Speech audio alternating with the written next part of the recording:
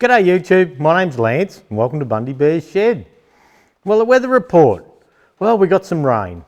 We really did need it. It's Sunday now, it's 2 o'clock Sunday afternoon now. I'm actually recording this stew a little bit early, just for a break in the traffic more or less. And yesterday, Friday night and Saturday, we got a bit of rain, and Friday night we got 23 millimetres.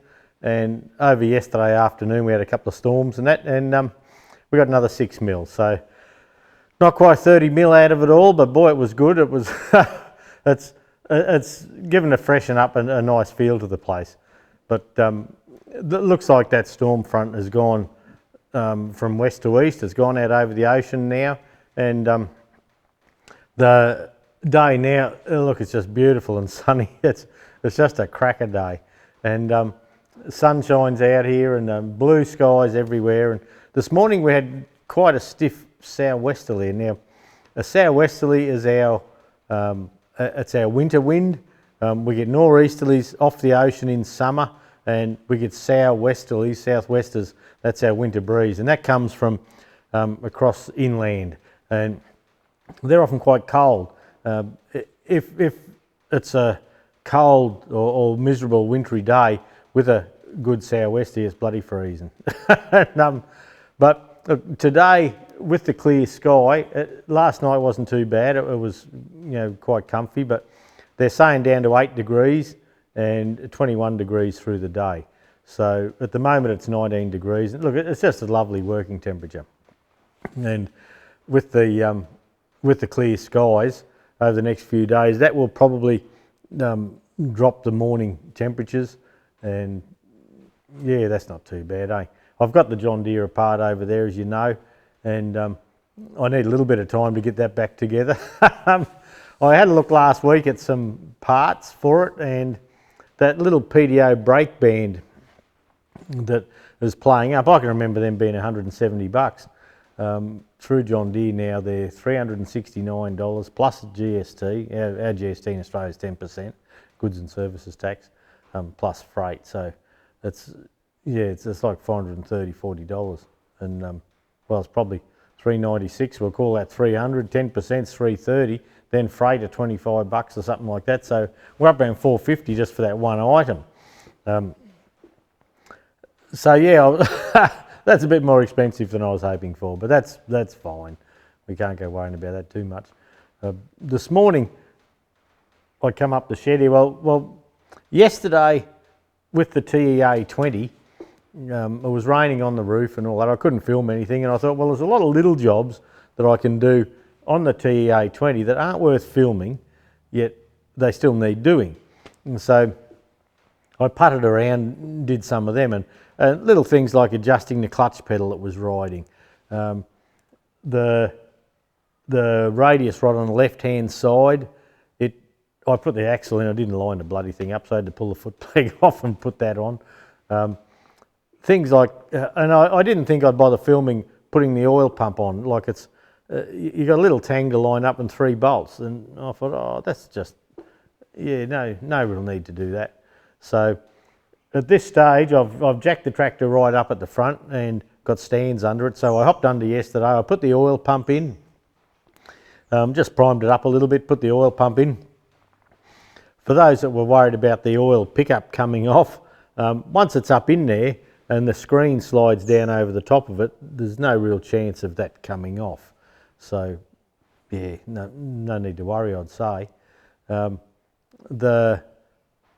got the oil pump on and I've got the sump up and all bolted up nicely, and I thought, well, you all saw me unbolt the sump, no real need to do that. So I've done the sump, I've put the front axle back bolted solid, so now I can get the radiator in. And another couple of things, I just put the breather pipe on, I've got the exhaust manifold on and the carby on, and just a bit of ancillary shit. And the carby, I used a brand new Sparex carby rather than do up an old one. Just, look, I had it there, and I've always wanted to use one, and what better place to use it on a new engine, a new carby, new engine. This morning I put a lot of time into filming what goes on in the filter head on the TEA20. But you wouldn't believe that you could spend a whole morning just filming that. And look, no bullshit, I was up here, look, a little after 7, and when I looked at the clock, I looked at my phone actually, having a look at Facebook around noon, I just wrapped it up. And so the time involved in videos is bloody unreal, eh? You sort of wonder how come some weeks you don't get anything out or you haven't done much, but by the time you do the prep, then you get it all organised, and I try and explain how things work and all that. And yeah, just there was 4 hours filming just in a filter head, so you wouldn't think that it's bloody possible, would you? And I started on that yesterday, and I pulled it out yesterday, and I was just going to bang a new filter in, but when I pulled the filter out, we've got a little plane buzzing across the top now, but no, it won't be bad. And it had the really old, the early filter in it, which I've showed in the TEA video coming up. And so once I saw that, and I saw a heap of crap down the bottom, and I could put an O-ring picking that in down the bottom, and it was just full of crap, because it's a 1954 tractor. I don't know when they stopped making those filters, the old woven in and out type ones, but yeah, been a bloody long time. And as you know, this little TEA here, it was dusted, and I don't think the oil had been changed in, look, I don't know how long. If the oil was changed, I've been mechanicking for bloody years, and I can never remember fitting one of those filters. I've always had a paper element or something like that to put in it.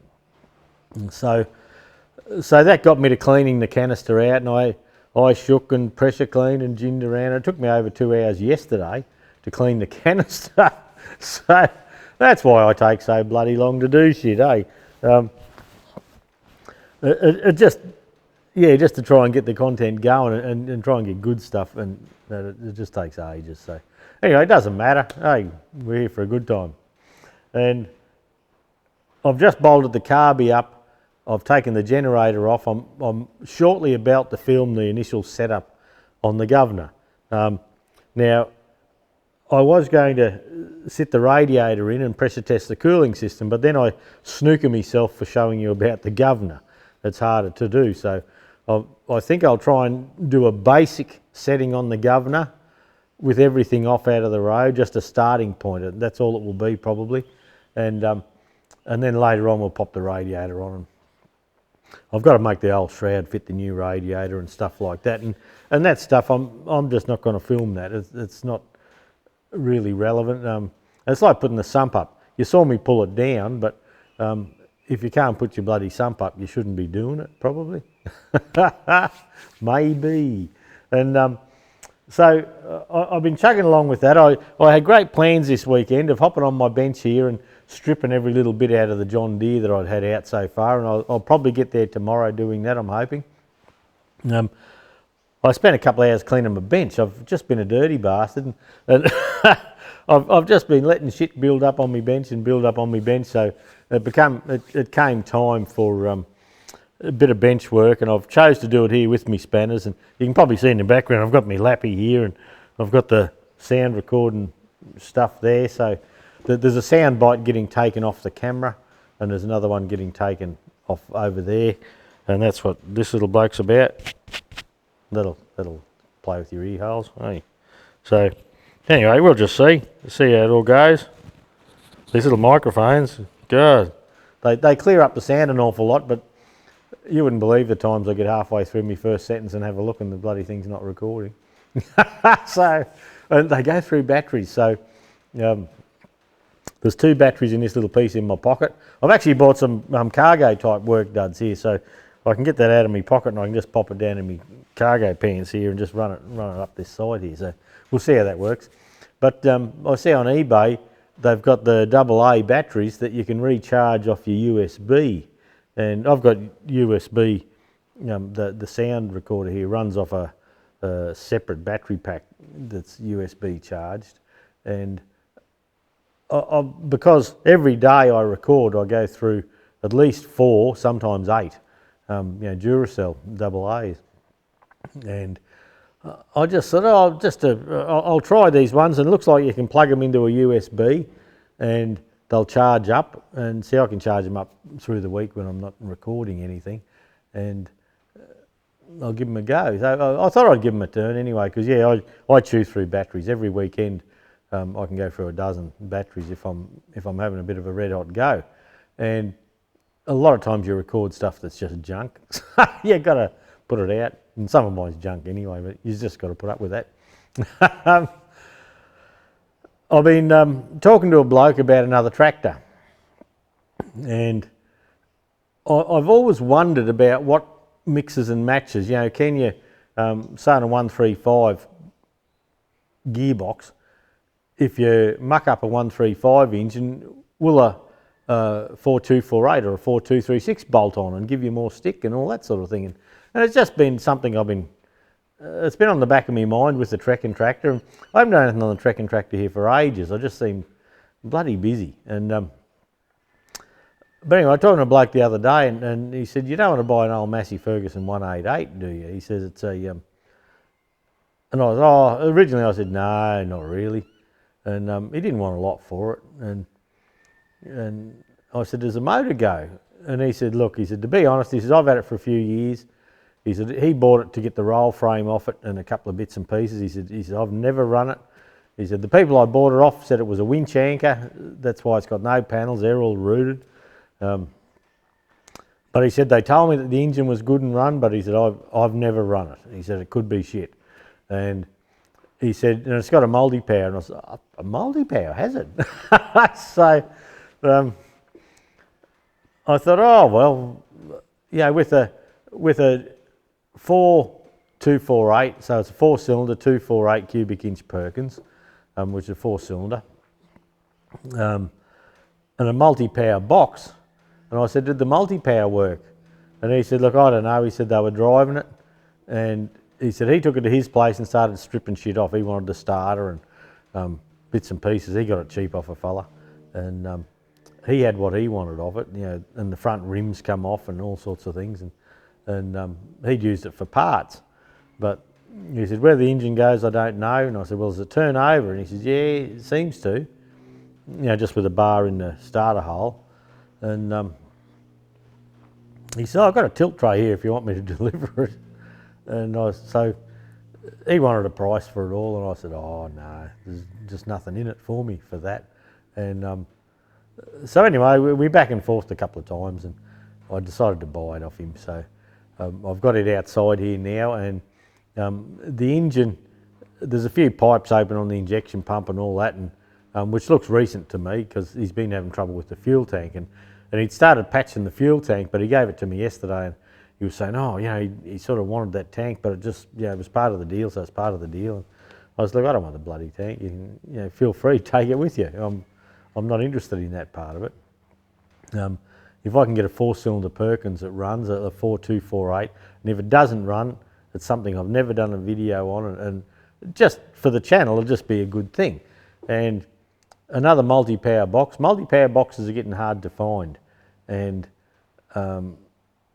the multi-power on a 188, it has a spacer in it, and we'll go for a walk shortly and I'll show you the spacer. And I was thinking on my trekking tractor there, and no idea if this works or not yet. We'll find out.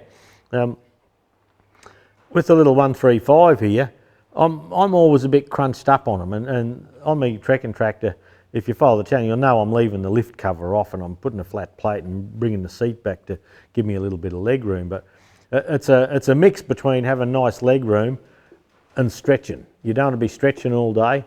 A lot of blokes sit up high and they get sore shoulders, you know, from leaning down sort of thing. So I'm going to put a bit of effort into making it comfy. Not that there's any trekking been going on, but anyway, I'm wondering, would that gearbox extension to give the 188 a longer wheelbase, I'm wondering would that fit in a 135? And the more I look, you can hear a little rock. That's the stool I got's a bit wobbly and it's wobbling all the time. And so I was wondering if I could put that and a couple of the shafts out of the 188 into the 135, you know, to get the longer thing. So I've still got the 135 multi-power apart here. I haven't worked on it in months, and once COVID and that come in and I had other jobs, I just canned it for the moment. I thought, what's the point of putting a big effort into this thing that you can't use for years? And so another thing that I want to have a fiddle with, and look, I don't know, I haven't even looked, is where on the 188 arse end, it's got wet disc brakes. The final drives look good and all the wet disc brakes, big heavy centres.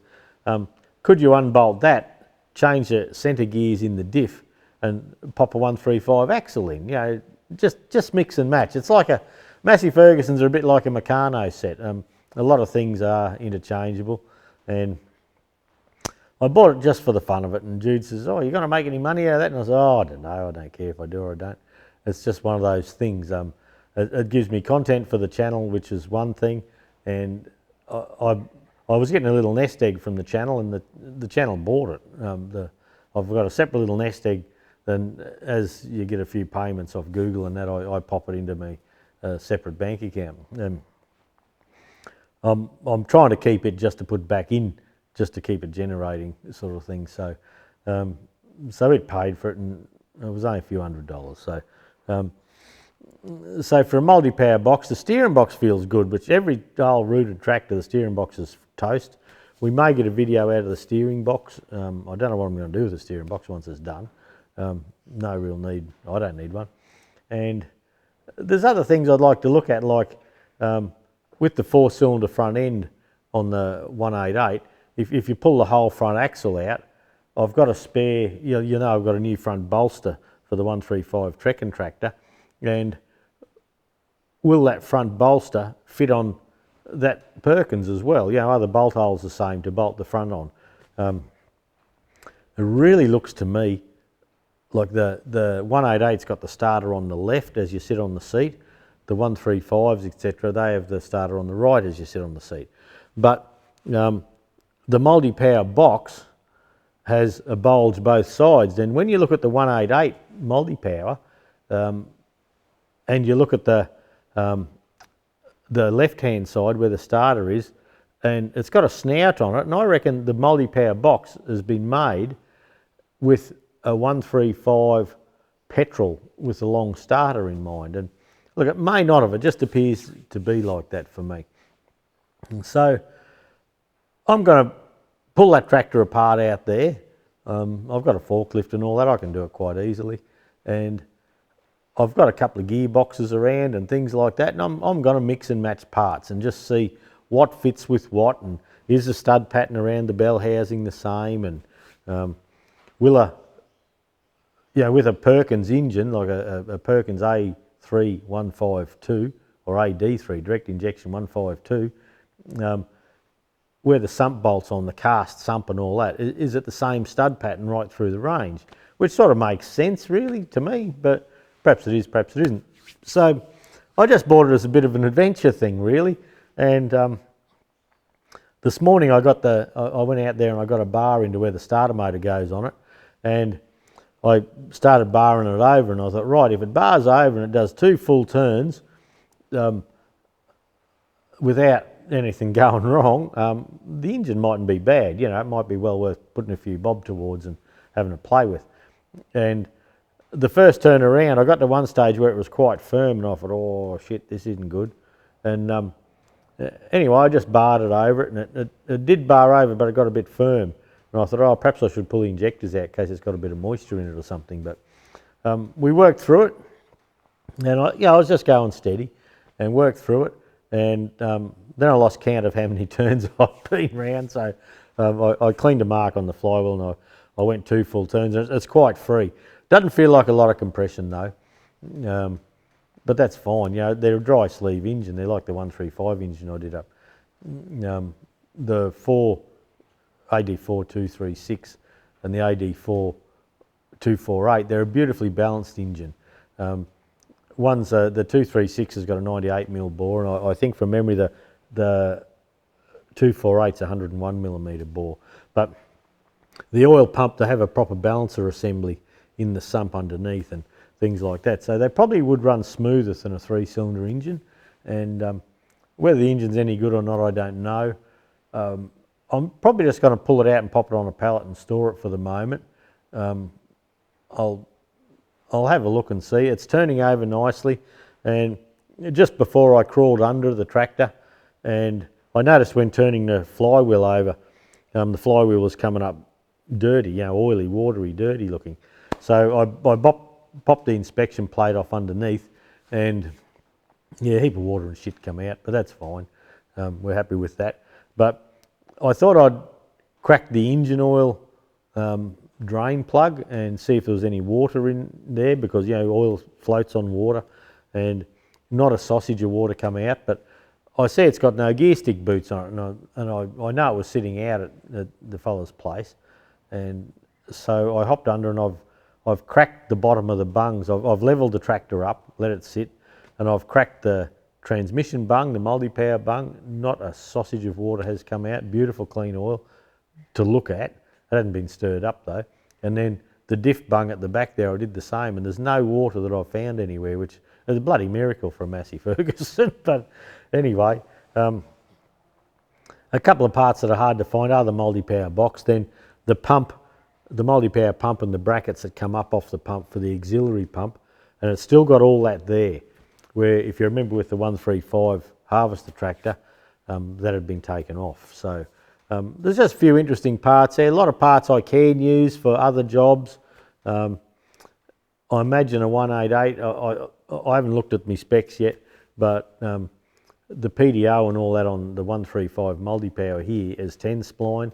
I wouldn't mind betting the 188's gone to 21 spline maybe, so that might be a difference. But all in all, the parts look the same. You know, the housings look the same. They're different casting numbers, of course, but they look the same. I've been round, I've counted the bolts, and I've done all sorts of bullshit, and it looks good.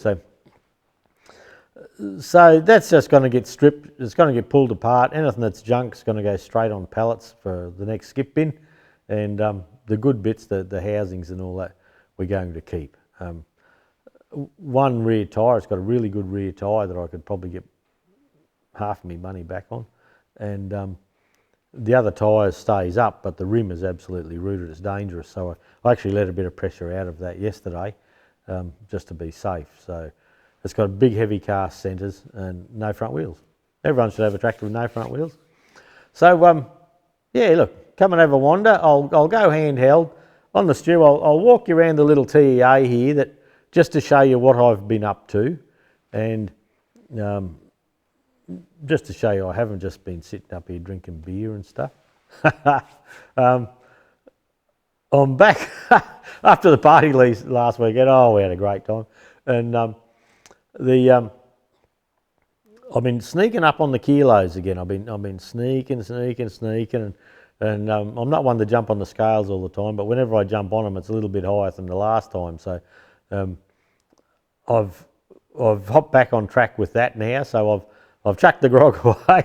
I love beer and bickies, but I've chucked that away, and been a week now gone, and that's fine. I'm not missing it at all, and I'm back on my diet, just trying to get back to where I was a little bit. I'm doing well. Yeah, I'm feeling well, and I've lost a few kilos just this week. So we're going to drop a few more.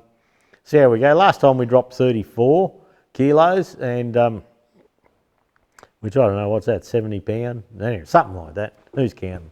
And but yeah, from when I was at my very lightest to when I went away last September, I'd put on 5 kilos.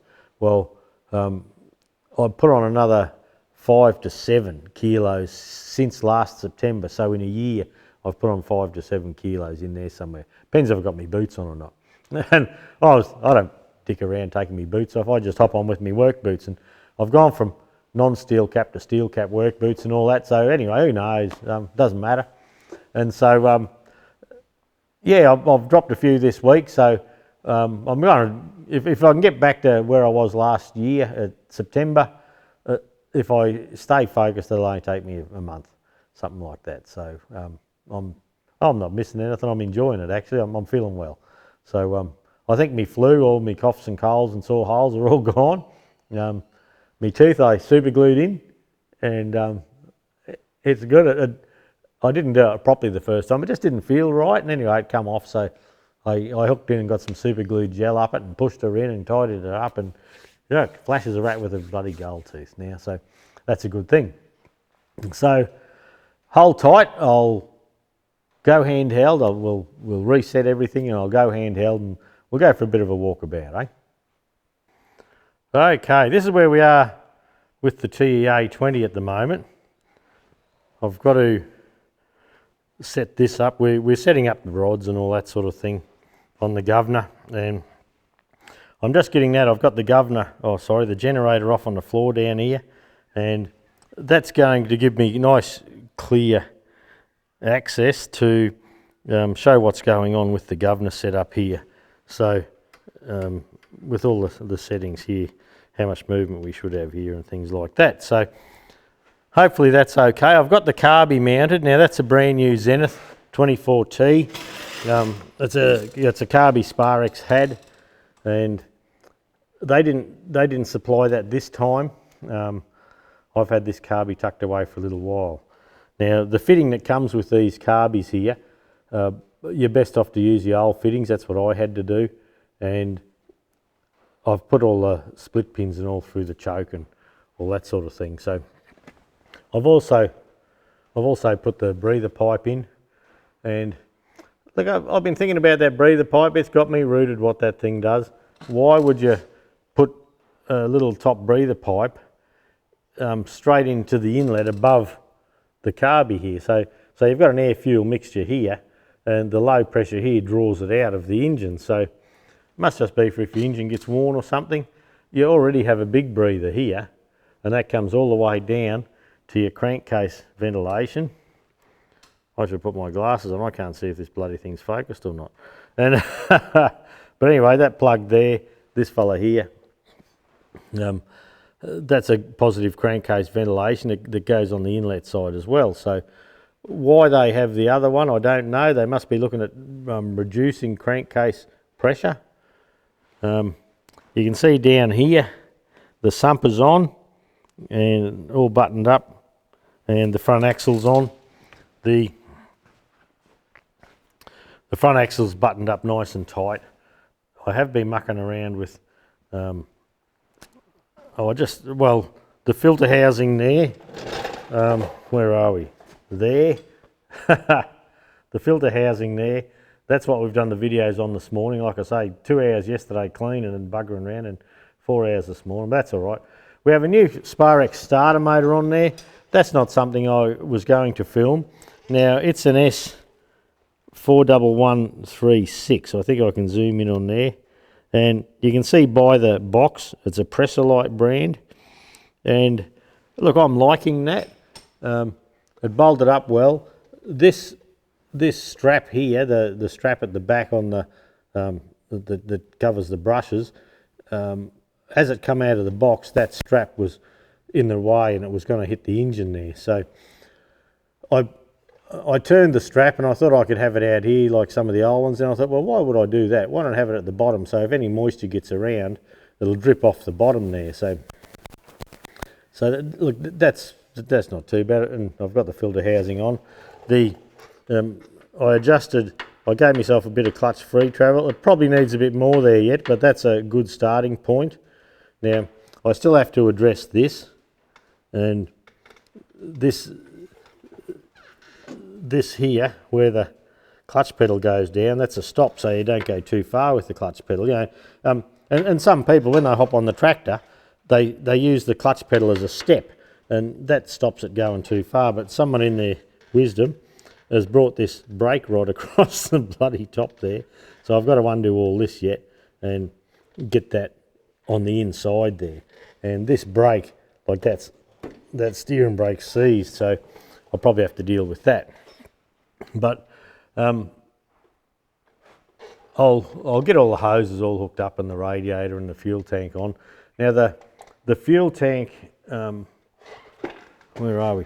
You can see on the fuel tank there, it has 2 outlets on it. And when you read up on it, I always thought it was one tank did TEA, TED, but it's obviously not right, because it only has one. Oh, I'm knocking shit over. It only has one filler cap. So I had a bit of a read the other day, and apparently the Continental tractor, which I don't know of any in Australia, the Continental tractors, and apparently the Continental tractor must have had the tap further up because they say suits TEA 20 and Continental, but on the TEA in reality the tap's about 3/4 inch to an inch further back. But look, it's a well-made tank. Inside there, it's beautiful. Another little bit of interest. If you follow me on Facebook, you'll have seen this. I put the crank handle in yesterday just to turn the engine over, and if I can get some focus happening, look at the wear on that. Imagine swinging on that bloody thing for must have been years and years. So I don't know. The old fellow that owned the tractor, originally he didn't bother changing the oil that I could ever see. Well, he didn't put a filter in it, so yeah, I imagine he wasn't that fussed on spending money on the old tractor. So anyway, should be up and running pretty soon. By doing a few of these catch-up jobs, it's actually speeding it up a little bit for me, because by the time you film every little thing, like I say, like that oil filter housing, if you weren't filming and all that, you'd have it out and in, and you know, be an hour or two and you'd be all over with. But with filming, it's half a day, 4 and about 6 hours in total, just doing that. So, but anyway, that's what we choose to do. I've still got the wheel bearings to do and things like that, but that's just a little bit of an update for that. Should be a good thing, I think. When she's ready, I'm getting a bit keen to get her going.